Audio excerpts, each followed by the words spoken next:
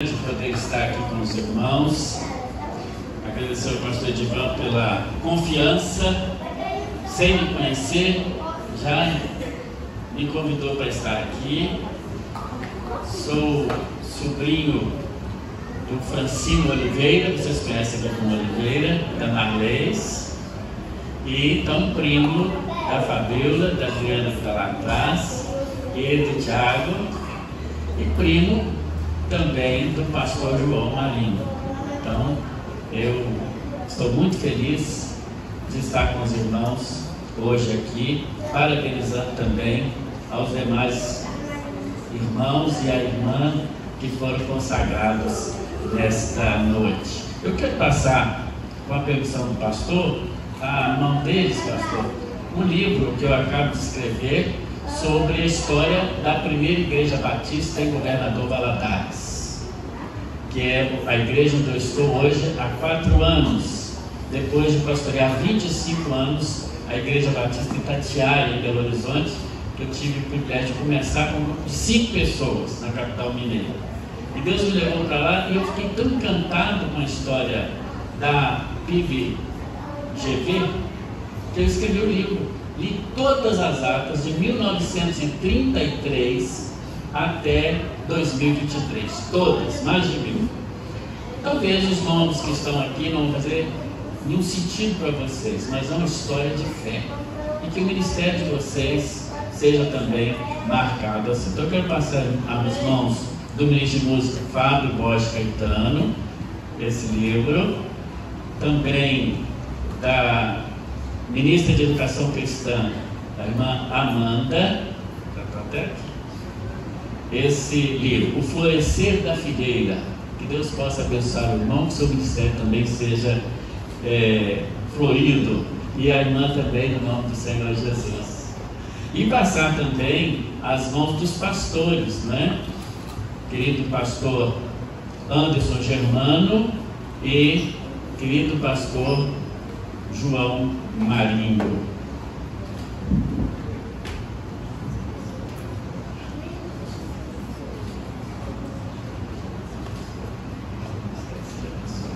E como não podia deixar, também a meu querido colega pastor Edivan, o livro da primeira igreja batista de Governador Valadares. Parabenizar os irmãos pelos 37 anos. Esse ano nossa igreja completou 90, uma igreja nonagenária. Os irmãos vão chegar lá com certeza em nome de Jesus. Traga um abraço de cada um membro daquela igreja para os irmãos, e a alegria de estarmos aqui hoje à noite. Também está comigo minha esposa, a irmã Elisandra, que você vai colocar em pé, essa bonita baiana.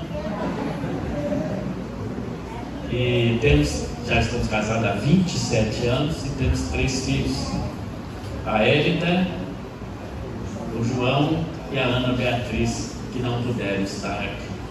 Eu quero convidar os irmãos, a mesmo assentados, a abrirem suas Bíblias no livro de Êxodo.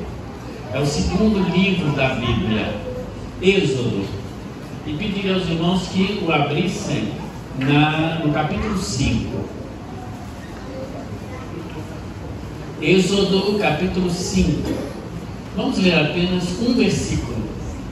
É o versículo de número 1. Êxodo capítulo 5, versículo 1. Quem encontrou, diga amém. Amém. Diz assim a palavra de Deus: Depois foram Moisés e Arão e disseram a Faraó: Assim diz o Senhor, o Deus de Israel: Deixa ir o meu povo, para que me celebrem uma festa no deserto. Que Deus abençoe a sua palavra lida no nosso coração. Esse versículo inaugura, irmãos queridos, o ministério propriamente dito em Israel, que depois, em certa medida, foi transferido para a igreja no Novo Testamento. É aqui que começa, então, quando Moisés e Arão vão diante do Faraó pedir a retirada do povo do Egito para Canaã, começa o que a gente pode chamar hoje até mesmo de ministério pastoral. É aqui que nasce o povo de Deus, no Egito, e é aqui que nasce a grande liderança de Moisés e o ministério sacerdotal de Arão, que era irmão de Moisés. Dizem que Miriam era ministra de música, né? Que ela saiu da sangue. Não sei. Então nós temos aqui representados os ministros, em Arão, de alguma maneira, o ensino, e em Miriam, se fosse a música. Então é aqui inaugurado, é aqui que nasce a ideia de ministério na Bíblia, de exclusividade para essa obra, porque Arão foi escolhido para ser ministro entre o povo, tanto é assim que todos os levitas depois, em certa medida, são descendentes de Arão. Mas quando nós comparamos as duas lideranças, a liderança de Moisés, que não tinha sacerdócio nenhum sobre si, o cargo de Moisés era um cargo que a gente poderia chamar muito mais político, de um líder social daquele povo. Mas Arão tinha um ministério mais reconhecido, um ministério que a gente pode até chamar de ministério ordenado, consagrado. Arão foi escolhido para levar o povo à comunhão com Deus. Moisés para liderar o povo na travessia do deserto até a terra prometida. Mas eu penso que esses dois irmãos, Moisés e Arão, nos ensinam muito sobre o ministério, nos ensina muito sobre o nosso papel e nos ensina muito sobre o que é ser um ministro, um pastor. E quando eu usar a palavra ministro, estou me referindo tanto ao ministro de música, aos pastores e à ministra de educação cristã. Quem tinha o papel de desempenhar o ministério era Arão. Ele foi escolhido para isso. Ele era inclusive a boca de Moisés. Moisés não tinha principalmente a tarefa de guiar o povo no sentido espiritual. Essa tarefa era de Arão. Mas quando olhamos para os papéis, não para os títulos de cada um deles, nós vemos que na verdade, era um ministro de aparência apenas, mas o outro era um ministro real.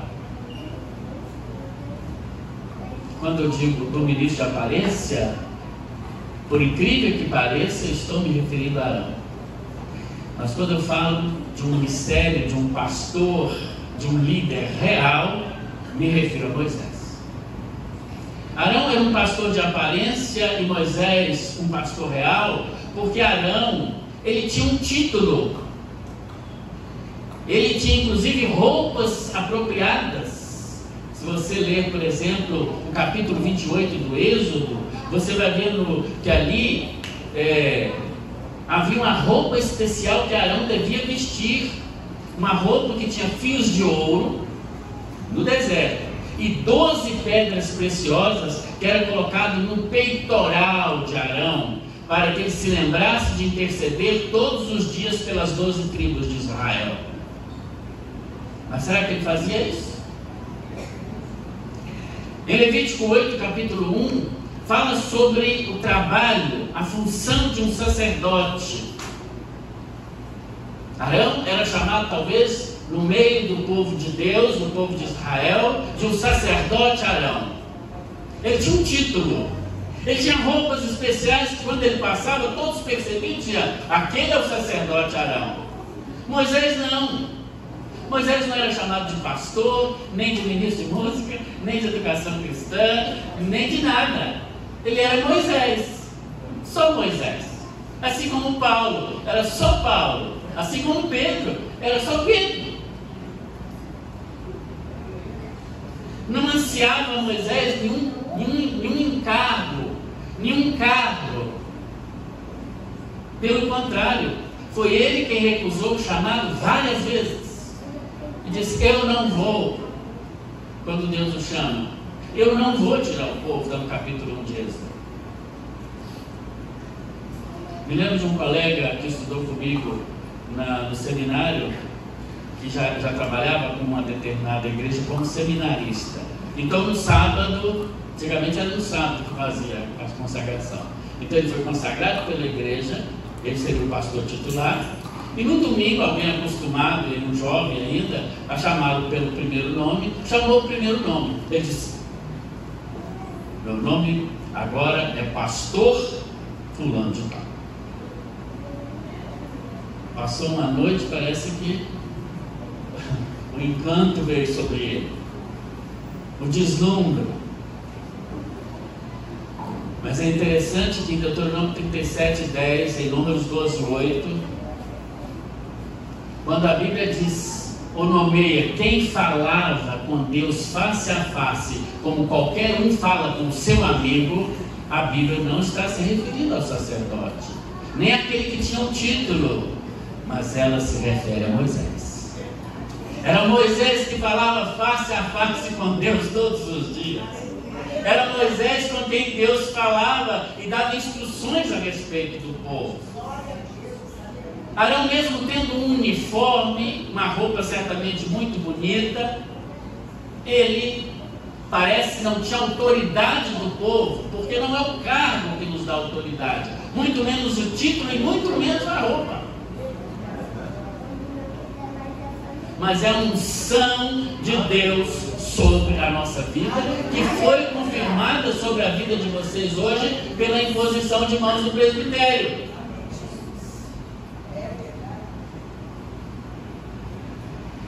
Em Êxodo 28, como eu disse, quase todo é para falar do uniforme de Arão como tinha que ser. Para lembrar que ele tinha a responsabilidade de quando o povo quebrasse a aliança no deserto, e quebraram várias vezes a aliança, e do povo de Deus que saiu do Egito, só 2 entraram em Canaã, os irmãos sabem disso, Josué e Caleb. Nem o próprio Moisés entrou. Nem o próprio Moisés.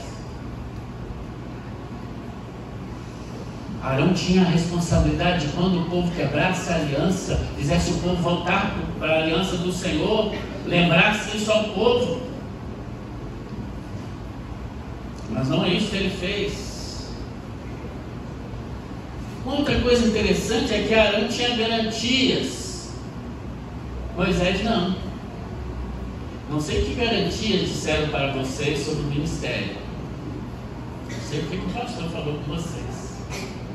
Me lembro quando era coordenador de curso de teologia da Faculdade Batista de Minas Gerais, em Belo Horizonte, e cabia ao coordenador receber os novos alunos e explicar para eles o campo de trabalho deles, porque a faculdade tinha curso de Direito, Administração, cursos tecnológicos, Ciências Contábeis e Teologia.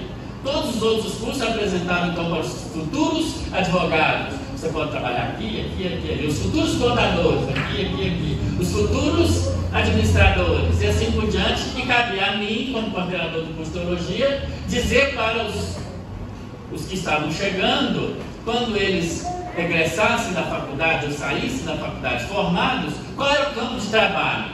Eu tinha muita dificuldade de dizer isso. Eu dizia: não, você pode dar aula de ensino religioso, você pode pastorear a igreja, você pode ser um capelão. Aí me lembro de uma menina muito atrevida, uma menina, queria fazer curso de teologia. E quando ela chegou, eu perguntei dentro da minha cabeça, depois que a gente não pergunta alto, o que essa menina veio fazer aqui? No meio batista, pelo menos em Minas, as igrejas não consagram pastoras. Aqui no Rio parece que algumas igrejas fazem. Mas mineiro é bicho doido, cabeça toda. Eu pensei, você pode ser pastora, mas a denominação não tem pastora. Então é como se eu dissesse: minha filha, vai ali na sala do quadrador de Direito, Administração, acho que o seu lugar é lá. E quando eu falei para ela, você podia ser isso, aquilo, o cara disse assim: e qual é a garantia que só me dá que eu vou fazer esse curso e vou poder ganhar minha vida com isso? Sabe que tem hora que a gente ora silenciosamente para Deus dar uma resposta? E Ele deu. Eu disse uma palavra para ela e ela grava no coração até hoje.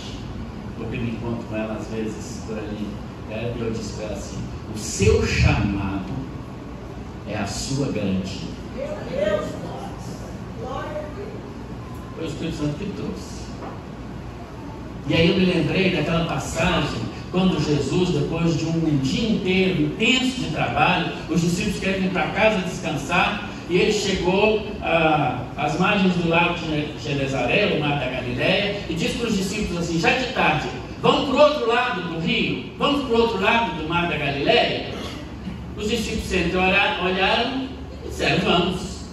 E foram. Mas quando estavam já no meio da travessia, os irmãos sabem que uma grande tempestade, só sobrava aquele barco, de maneira que ele quase veio a pique. A ponto dos discípulos disserem, correr: cadê Jesus? Cadê Jesus? Jesus estava dormindo. E eles vão aguardar o mestre. E um deles diz assim: Senhor, não se te dá que morramos. O Senhor não está nem aí? Jesus acorda, imagina, limpa os olhos, espreguiça, olha naquela janelinha, que eu não sei como é o nome, e fala: mar, acalma, vento, para. Na mesma hora, diz a Bíblia, parou tudo. Os discípulos olham um para o outro para um, e quem é esse que até o vento e o mar lhe obedecem? Jesus diz: vocês são de pequena fé, cambada. Isso ele não diz, não, é a nova tradução na linguagem do Éfeso.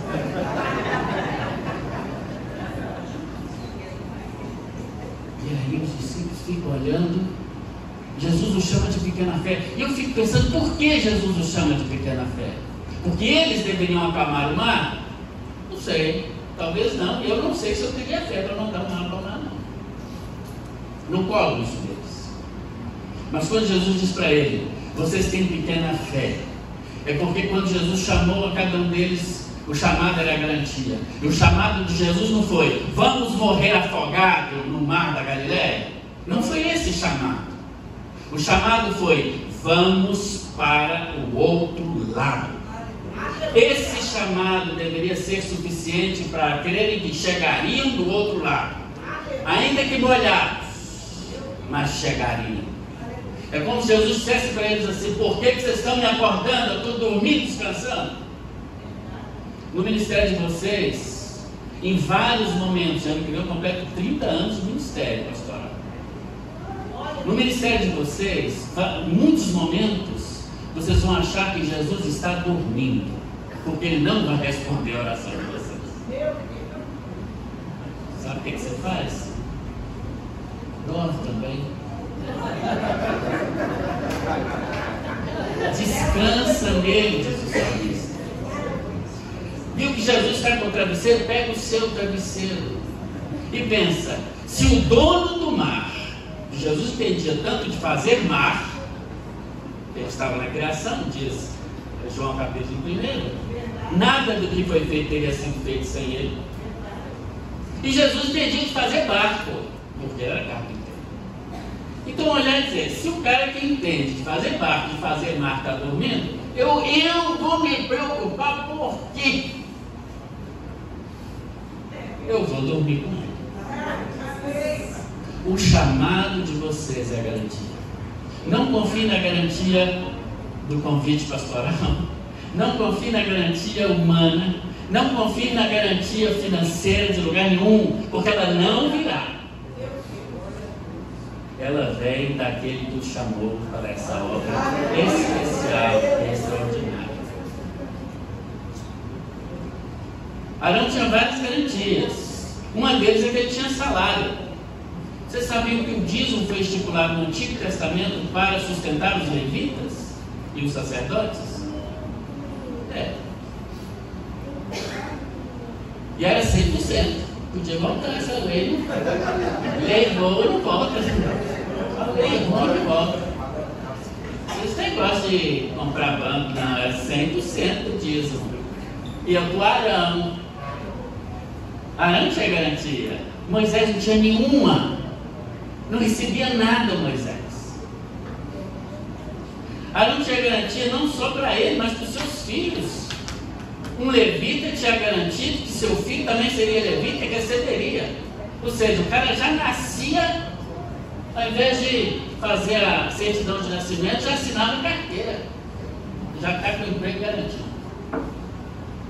Você já crescia sabendo que a sua vida estava de boa. Moisés não tinha garantia de nada. Ele próprio, quando teve que falar lá com a pedra, sapecou a palavra na pedra para sair lá. Saiu lá, porque Deus cumpre a palavra dele, mas falou: não tem que ser da paulada em ninguém. Algumas vezes o ministério de vocês vai dar vontade de dar paulada nos cabeças de pedra. Dá não, só fala. Só fala. O resto Deus faz. Em Números 14, a Bíblia diz: quando Moisés obedece a Deus, o povo não gosta e pega a pedra para jogar em Moisés. Pega a pedra. Números 14. Essa era a paga dele.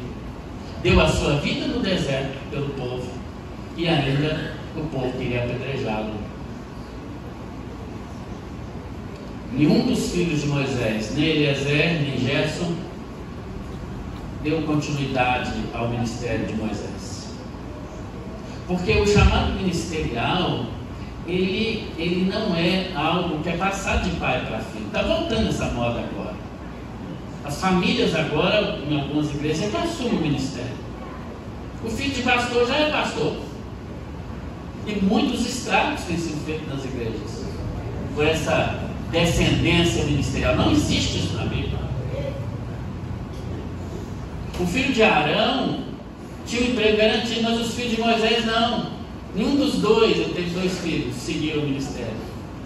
Mas foi um terceiro, que nem parente era, que assumiu o lugar dele, a sucessão, que foi Josué. Veja, como quando alguns princípios bíblicos eles são quebrados, nós saímos fora daquilo que Deus tinha para nós. O terceiro e último ponto que difere Moisés de Arão, e na questão da liderança do povo de Deus, e também no ministério, é que Arão dependia da aprovação do povo. Moisés dependia da aprovação de Deus. Não se preocupem com a aprovação do povo. Isso não quer dizer que você tem que ser contra tudo, não. Ainda mais num regime democrático, como é o regime batista, lógico que o povo sempre terá que ser ouvido. Mas se Deus colocou algo no coração de vocês, vocês têm plena convicção do que Ele colocou. Vocês, respeitando a liderança que o próprio Deus colocou sobre vocês, que toda liderança é colocada por Deus. Então, vocês precisam cumprir aquilo que Deus colocou. E não tentar agradar as pessoas, porque a gente nunca agrada a todos. Quando eu assumi em Governador Valadares há 4 anos atrás, uma pessoa falou comigo: o povo aqui está com muitas expectativas a seu respeito. Eu disse: que bom, expectativas são para ser quebradas. Expectativas, elas são para ser realmente frustradas. Agora, uma expectativa nós precisamos cumprir, que é a de Deus. A Bíblia diz que o ministério de aparência, a opinião do povo é a mais importante, e no tempo como nós estamos vivendo, onde seguidores, likes e outras coisas mais, é que valem a pena. Quantos seguidores você tem? Há pastores famosos na internet. 1 milhão de seguidores. 100k para essa o pastor. Nós não somos pastores de líderes de seguidores. Somos pastores e líderes de ovelhas, de gente que tem cheiro, de gente com quem a gente come, de gente com quem a gente vive, de gente com quem a gente anda no deserto. Quando falta água, Deus dá um recurso. Quando falta comida, Deus dá recurso. Como no deserto, quando falta luz para iluminar o caminho, Deus dá o recurso. Quando tem um mar, tem um obstáculo, Deus dá o recurso de abrigo. É sempre viver no extraordinário de Deus. Ou desista. Quando Moisés foi chamado para o alto do Monte Sinai, Josué ficou embaixo E Moisés disse para Arão, você vai governar esse povo. Qual que era a função do sacerdote? Manter o povo na aliança com Deus.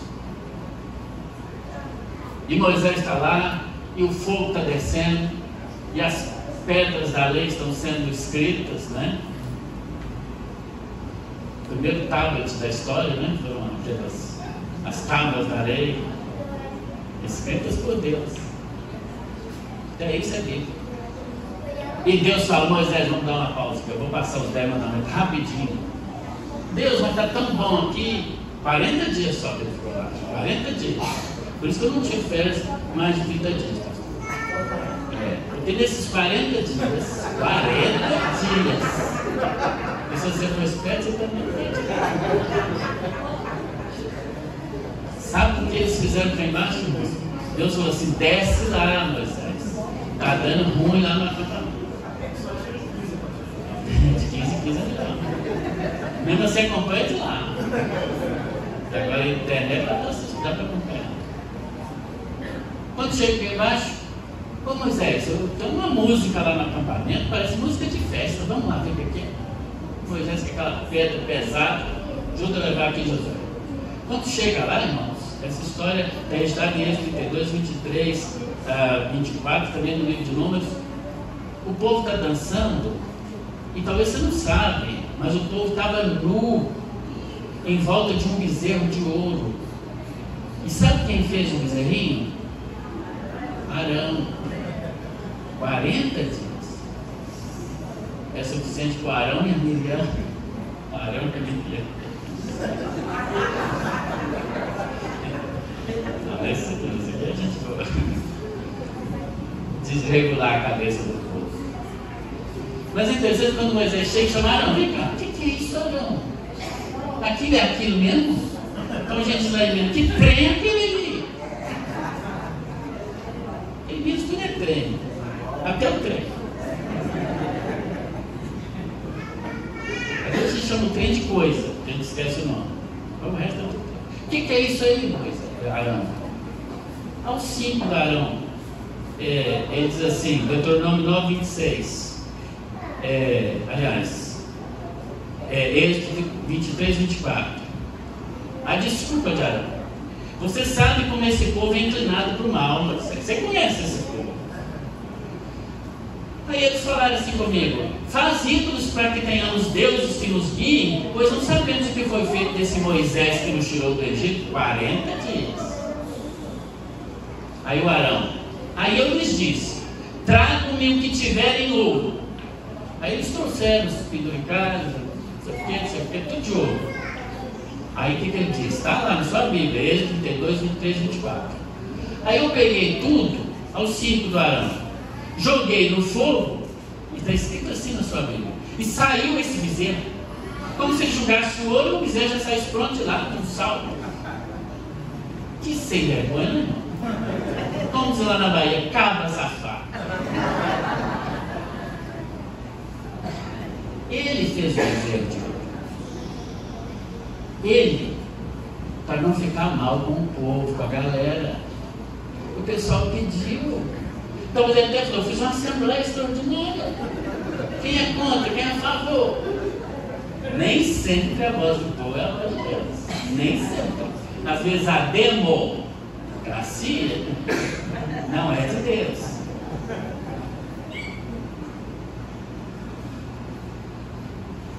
No ministério de fantasia, o líder não assume a responsabilidade, põe a culpa no povo. O senhor sabe como esse povo. Quando eu ouço às vezes de pastores, me entristece. A minha igreja não é fácil. Ué, me fala qual que é, que eu vou para lá. Se fosse fácil, eu chamaria vocês. O ministério de fantasia, ele não conduz ninguém, ele é conduzido pelo povo. Não é assim. No ministério de fantasia, o líder não muda o povo, pelo contrário, é mudado por ele. Mas nós queremos que seja assim, nós queremos que seja assado. Alguém me pediu para fazer um casamento, certa vez ele falou assim: eu não quero que o senhor fale coisa que vai magoar alguns convidados meus que vão vir no meu casamento. Não, eu vou falar a Bíblia. Se eles magoarem ou não, aí não vai comer mais. Mas no ministério real, no chão da vida, no ministério de quem fica como Moisés, pastor Davi Baeta Mota, meu professor no Seminário Mineiro, foi pastor aqui da igreja vizinha, filho de moça bonita, já está na presença do Senhor. Ele escreveu um artigo sobre Moisés. Ele é um amante do Antigo Testamento do hebraico. E o título do artigo era assim: entre a murmuração e a glória. Era Moisés. Ficava entre a murmuração do povo do lado de cá e via a glória de Deus do lado de lá. É assim que é o nosso trabalho também. Murmuração e glória. Mas o mais importante é a glória, é a aprovação de Deus. Aí Moisés, quando vai orar ao Senhor, e veja, não é Arão que ora, a tarefa era dele, ele era o orador oficial literalmente, mas é Moisés que ora e intercede pelo povo, inclusive por Arão. E ele diz, a Bíblia diz, Moisés contando isso depois, Deuteronômio 9:26, e orei ao Senhor dizendo: Senhor Deus, não destruas o teu povo e a tua herança que resgataste com a tua grandeza que tiraste do Egito com mão forte. Ele faz o trabalho de um pastor, de um ministro, e um ministro não desiste nunca. Me lembro quando fui pastorear a igreja, aliás, a pequena congregação de Belo Horizonte, mas apenas 5 pessoas. Depois se tornou uma igreja e pastorei lá 25 anos, estava contando o pastor de agora há pouco. Mas aquele início era apenas eu e mais 5 pessoas de uma mesma família. Dá até um livro, né? Podia chamar Éramos 6. Mas acho que já tem esse livro aí, eu não quis escrever. E é assim, chegaram na congregação, a irmã Raquel, que era a mãe da família, abria o culto, cantava o hino, cantor cristão. O irmão José Cupertino, marido, também dirigiu o culto, a irmã Raquel dirigiu os hinos. A Camila, a filha de 10 anos, orava. Era tudo muito pequeno. Teve um dia que eu falei: agora a irmã Camila vai orar. Ela falou: só eu que oro nessa igreja? Eu só tem 5 pessoas. E o Wagner, o filho mais velho, a função dele era chegar atrasado. Eu acho que isso, cada cargo desse multiplicou lá na igreja. Tem ainda os que cantam, os que pregam, os que oram e os que chegam atrasados. Mas um dia, eu, com pena da cara, tinha a irmã Maria que não podia ir aos cultos, que ela tinha aquele mal de Parkinson. Mas um dia eu fiquei com pena da família e falei: irmão José Cupertino, Raquel, vai para a igreja mãe, chamava Igreja Batista do Paraíso, vai para a Igreja Batista do Paraíso, é a igreja mãe, lá tem louvor, tem instrumento, aqui não tem nada, é tudo cantado no gogó. Eu não era pastor ainda, seminarista. Eles disseram: mas irmão Hélio, você vai ficar sozinho? Eu falei: não vou ficar sozinho, não. Deus vai mandar alguém. Nunca tinha mandado, então, um visitante. Foi abrir, era uma porta assim de aço, como essas portas de bares, de comércio, custei levantar aquele negócio, entrei, acendi a luz, ninguém. Sentei lá na frente, naquela época a gente usava ainda o cantor cristão, né? Hoje a gente usa para apoiar coisa, projetor, né? Aí peguei lá o horário e estou cantando o hino. Ao hino. Oh, não consintas tristezas dentro do teu coração. Você quem fez assim? Não consintas tristezas, não. Tristeza tem.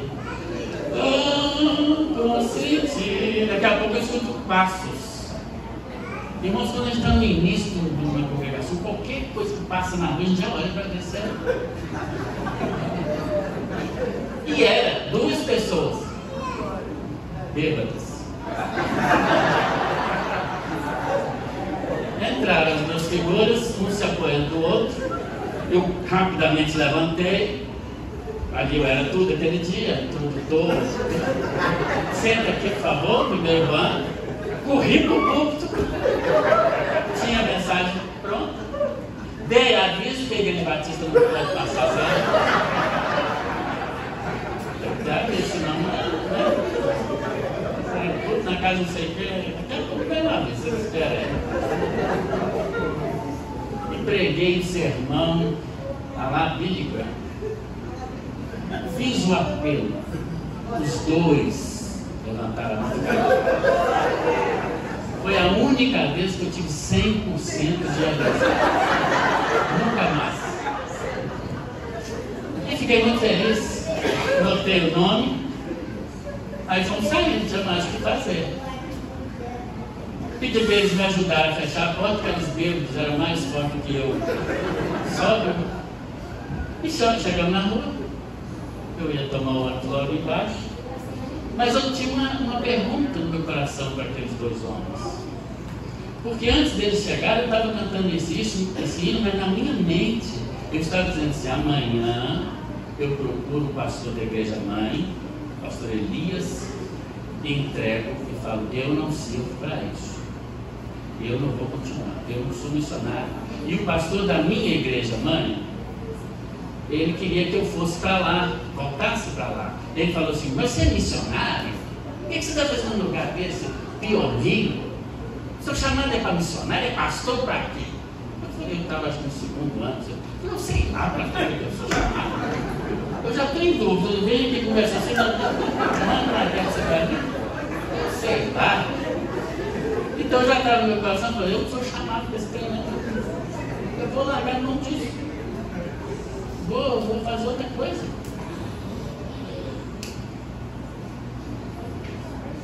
E foi nesse momento que eu estava cantando esses, pensando isso, que esses dois homens entraram.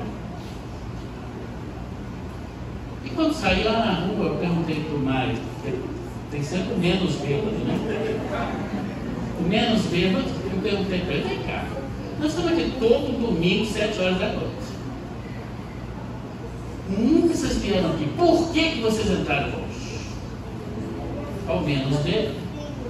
Pois é, nós ficamos o dia inteiro ali em cima da boteca, bebendo. Agora a gente está indo para casa. Aí nós vimos você sozinho nessa igreja, cantando. Nós ficamos com pena e entrando.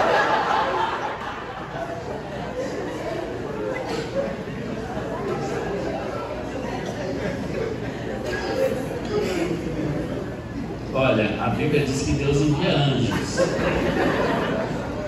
E aqueles dois foram anjos. Não sei se no céu tem anjo bêbado, mas naquele dia tem.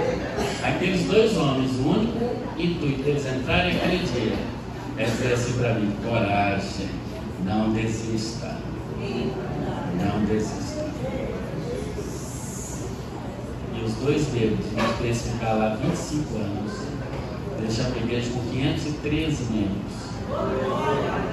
Que para honra de glória de Deus já está maior. Eu devia ter saído antes. A coisa lá está uma vez. Depois que eu saí, ficou um monte mais.